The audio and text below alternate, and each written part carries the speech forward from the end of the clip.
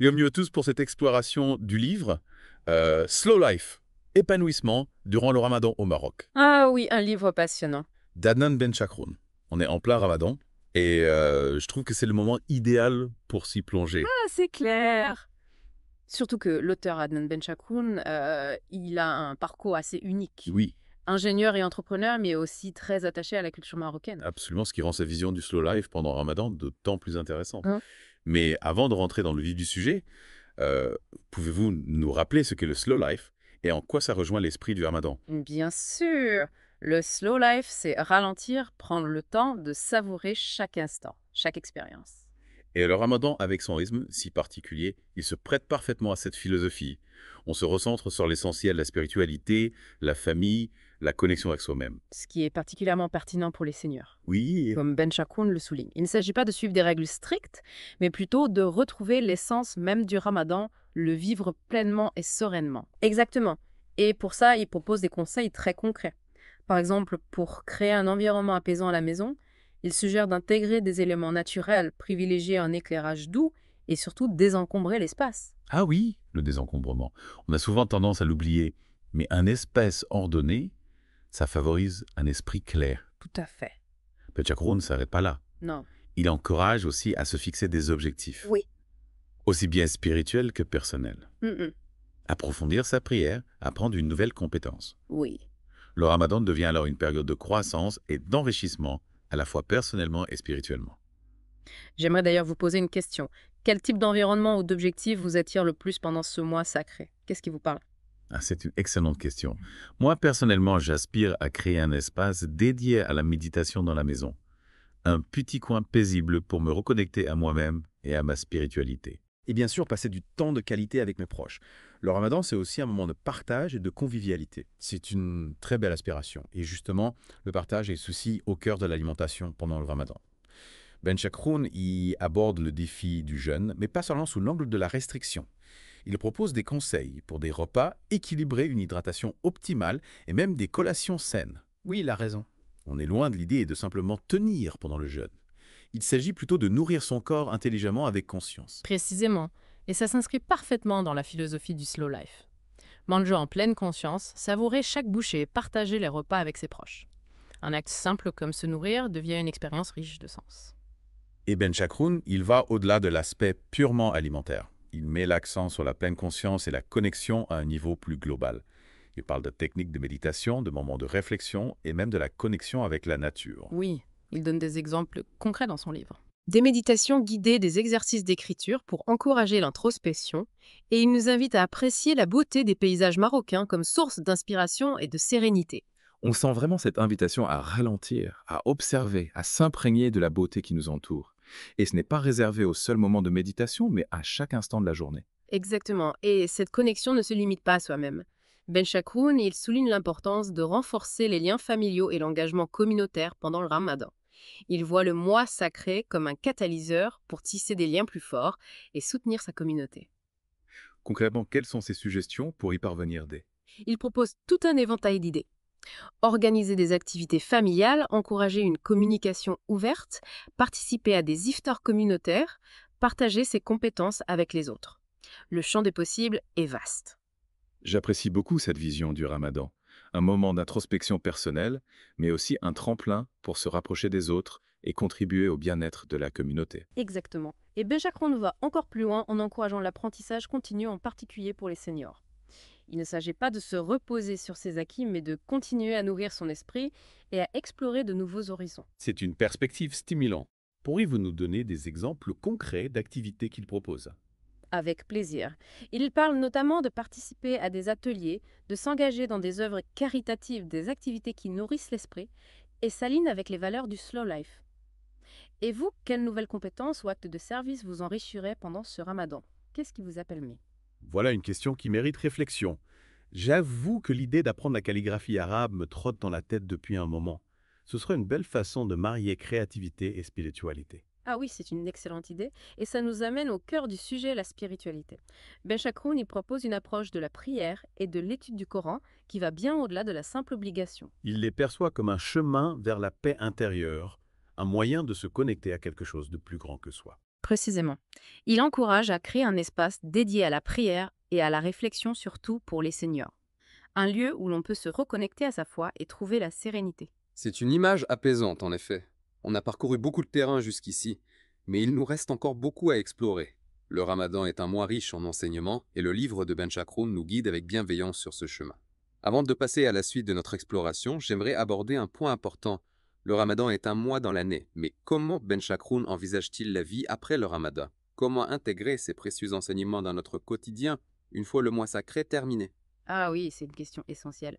Ben Chakroun, il voit le Ramadan comme une véritable école de vie, une période intense où on cultive des qualités précieuses, la patience, la discipline, la générosité, et il nous encourage à prolonger ces apprentissages au-delà du mois sacré, à les tisser dans la trame de notre quotidien. On pourrait dire que le Ramadan devient un catalyseur, un tremplin pour une vie plus consciente et plus épanouie. Mais comment concrètement maintenir cette dynamique? Ben Chakroun propose des pistes très intéressantes. Il nous invite à réfléchir à notre alimentation. Par exemple, la conscience qu'on développe pendant le jeûne, le fait de prêter attention à ce qu'on consomme, ça peut nous amener à faire des choix plus sains tout au long de l'année. C'est vrai, on prend conscience de l'impact de l'alimentation sur notre corps et notre esprit.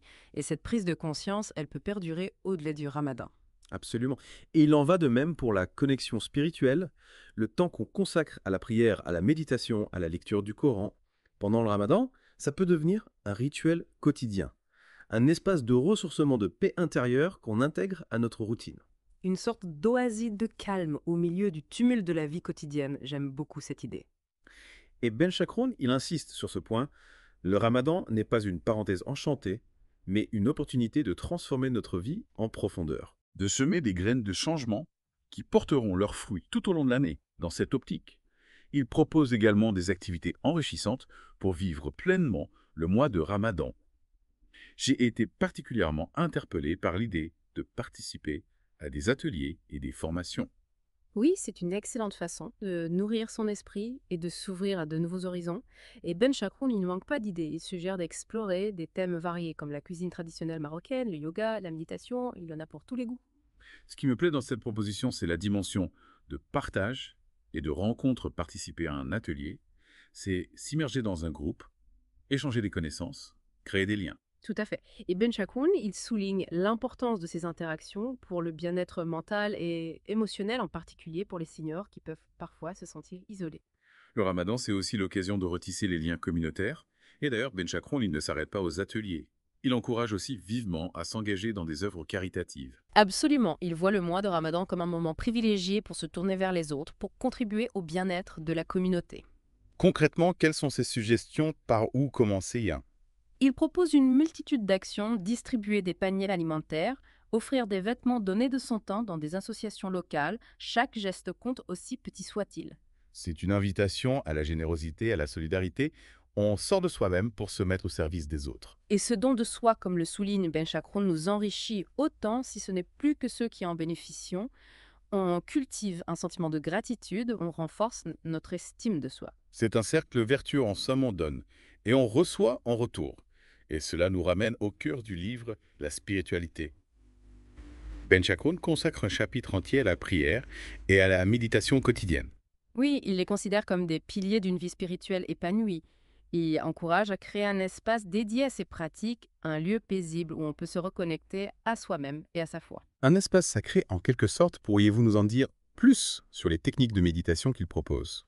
Il mentionne notamment la méditation de pleine conscience, une technique simple et accessible qui consiste à porter attention au moment présent, à sa respiration, à ses sensations corporelles. C'est une pratique particulièrement bénéfique pour calmer le mental et apaiser les tensions. Et pour ceux qui préfèrent un accompagnement, il y a aussi la méditation guidée, n'est-ce pas? Exactement. On peut trouver de nombreux enregistrements audio en ligne adaptés à différents besoins. Ben Chakroun insiste aussi sur l'importance de la lecture et de l'étude du Coran pendant le Ramadan. Oui, bien sûr, il encourage à s'immerger dans les versets, à les méditer et à en saisir le sens profond. Il s'agit d'aller au-delà d'une simple lecture mécanique, d'entrer en résonance avec le texte sacré. Tout à fait, il conseille de lire lentement en savourant chaque mot et de prendre le temps de laisser le message du Coran infuser en soi. Et pour ceux qui souhaitent approfondir leur compréhension du Coran, il recommande de se joindre à des groupes de discussion ou à des cercles d'études. Absolument, c'est une belle façon d'enrichir sa lecture, de partager ses réflexions avec d'autres et de renforcer ses liens avec la communauté. Et pour ceux qui préfèrent une approche plus solitaire, Banchakroun suggère de tenir un journal de gratitude. Ah oui, le fameux journal de gratitude, c'est une pratique dont on entend beaucoup parler ces derniers temps. En quoi consistait-il exactement? C'est une pratique très simple mais très puissante pour cultiver la reconnaissance et la positivité. Chaque jour, on prend quelques minutes pour noter les choses pour lesquelles on est reconnaissant, aussi petites soient-elles. C'est une façon de se focaliser sur le positif, de cultiver un regard bienveillant sur sa vie. Et cela permet de contrer la tendance naturelle à se focaliser sur ce qui ne va pas. Exactement. Banchakroun souligne d'ailleurs l'importance de célébrer les petites victoires. Chaque pas en avant, chaque effort accompli mérite d'être reconnu et apprécié. C'est vrai, on a souvent tendance à minimiser nos réussites, à ne voir que le chemin qui reste à parcourir. Banchakroun nous invite à changer de perspective, à nous réjouir de chaque étape franchie. Et cela contribue à renforcer notre confiance en nous et notre motivation à célébrer les petites victoires, c'est s'encourager à continuer d'avancer sur le chemin de l'épanouissement. Ce sont de précieux conseils pour vivre pleinement le ramadan, et même au-delà. Mais comme nous l'avons évoqué plus tôt, le ramadan n'est qu'un mois dans l'année. Comment Banchakroun nous aide-t-il à préparer la transition après le ramadan, à intégrer durablement ces enseignements dans notre vie? Il nous propose un guide pour la transition, oui. Ah oui. Il compare le ramadan à une parenthèse enchantée, une période propice au développement personnel et spirituel. Mais il ne nous laisse pas en plan une fois que la parenthèse est refermée. Au contraire, il nous guide avec bienveillance vers une transition harmonieuse. Une transition qui permet d'intégrer les leçons du ramadan dans notre quotidien, Oui, de prolonger cette belle dynamique au-delà du mois sacré. précisément. Il propose par exemple de planifier progressivement le retour à une alimentation normale. On évite ainsi les excès. Oui. Et on maintient une certaine conscience de ce qu'on consomme. On garde en tête les bienfaits d'une alimentation saine et équilibrée qu'on a pu expérimenter pendant le jeûne. Exactement. Il encourage aussi à maintenir une activité physique régulière. Le corps a besoin de mouvement même en dehors du ramadan. Et puis, il ne faut pas oublier la dimension spirituelle. Comment maintenir cette connexion qu'on a nourrie pendant le mois sacré? Banchakroun nous rappelle que la prière, la méditation, la lecture du Coran, ce n'est pas réservé au ramadan. On peut intégrer ces pratiques à notre quotidien, même si c'est de manière plus concise. Créer des rituels qui nous permettent de nous reconnecter à nous-mêmes, Oui, de cultiver la paix intérieure. tout à fait. Et il insiste aussi sur l'importance de continuer à nourrir nos liens avec nos proches et notre communauté. Le partage, la solidarité, la convivialité, ça ne doit pas s'arrêter avec la fin du ramadan. C'est une belle invitation à prolonger l'esprit du ramadan tout au long de l'année. Banchakroun nous encourage à cultiver ces valeurs au quotidien, faire des choix conscients, prendre soin de nous-mêmes et des autres. En somme, vivre une vie plus authentique, plus alignée avec nos valeurs profondes. Le ramadan, selon Banchakroun, ce n'est pas une fin en soi, c'est un point de départ, un tremplin vers une vie plus riche de sens. Et nous avons le pouvoir de faire de ce voyage une réalité. Absolument, le livre Slow Life Lover. Épanouissement durant le ramadan au Maroc est un véritable guide pour nous accompagner sur ce chemin. Un guide riche en enseignements, conseils et pratiques en invitation à la réflexion. Une lecture inspirante qui nous encourage à ralentir, à savourer chaque instant, à nous reconnecter à l'essentiel. Et à faire de chaque jour une occasion de grandir, de nous épanouir, de vivre pleinement. Merci de nous avoir accompagnés dans cette exploration du livre d'Adnan Banchakroun. On espère qu'elle vous aura donné envie de vous plonger dans cette lecture. Oui, Et de découvrir par vous-même les bienfaits du slow life pendant le ramadan et au-delà. nous vous souhaitons un ramadan serein et enrichissant et une vie pleine de sens et de joie. À bientôt.